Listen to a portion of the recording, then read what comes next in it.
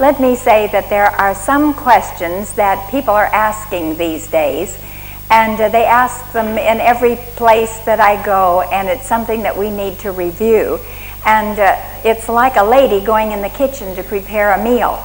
And before she can do anything in the kitchen, sometimes she has to wash up the dishes and sweep the floor and carry out the rubbish and all that before she can actually settle down to the job she wants to do. So today I'm going to have to clear away some of the things that stand in the way before I can go into actually Daniel 12. One of the most frequent questions that is asked is whether or not we are going to present futurism here. Many people don't want to come to hear these presentations because they are fearful that we are going to present futurism.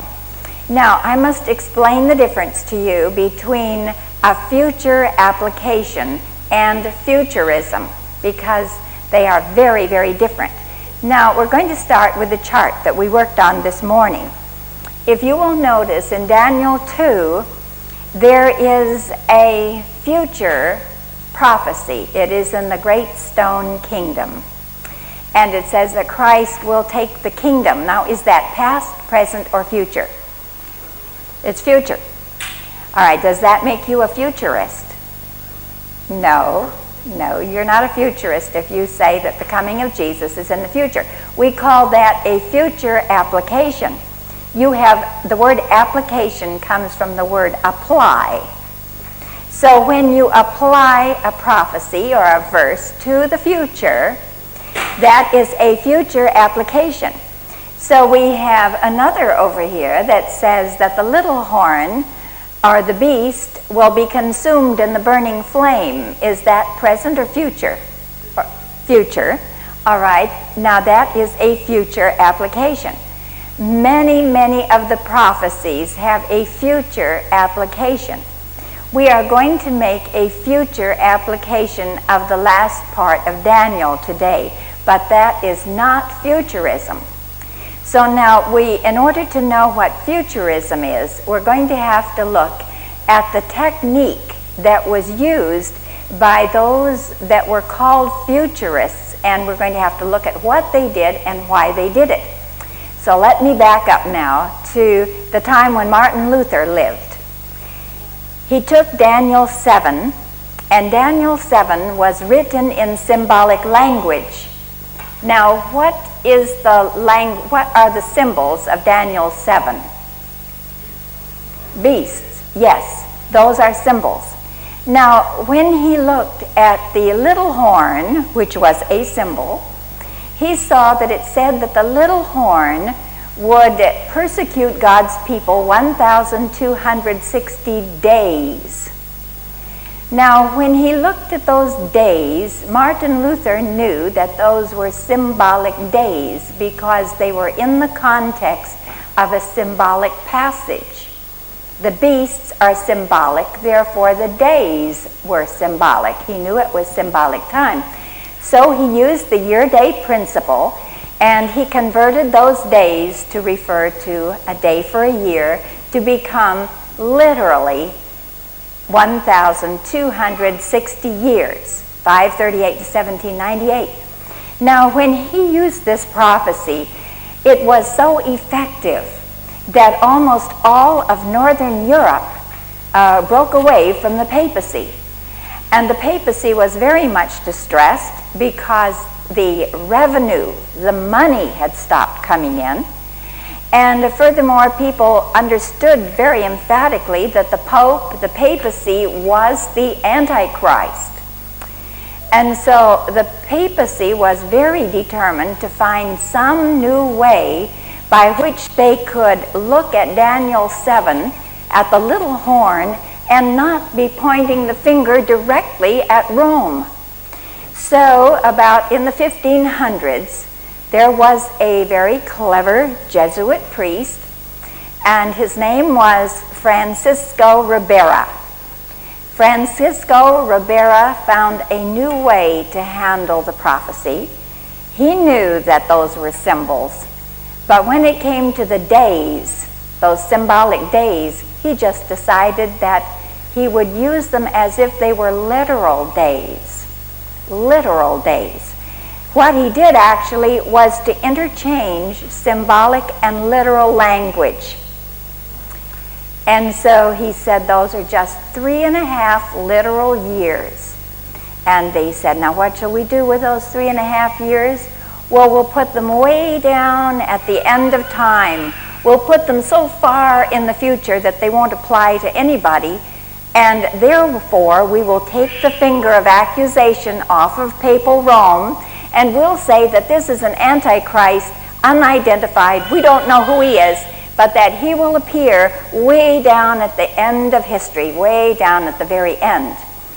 Now, that was Francisco Ribera that did that, and that was the beginning of futurism. Now, he had another priest, and his name was Alcazar. And this Jesuit did things almost the same way, but he took that literal 3.5 years, and he put it way in the past. He said, why, that happened so long ago?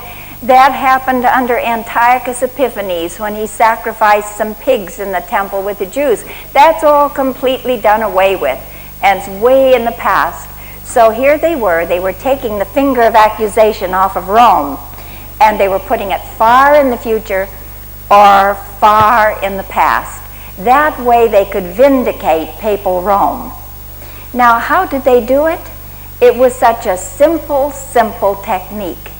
That which was symbolic scripture and that symbolic time, they treated it as if it were literal time.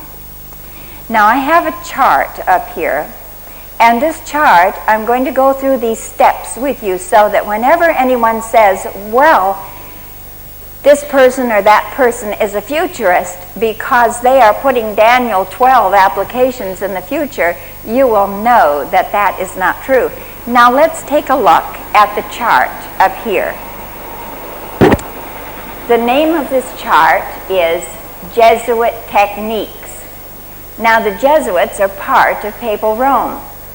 Therefore, we know that these were Jesuits who made this technique. It is so simple and so effective.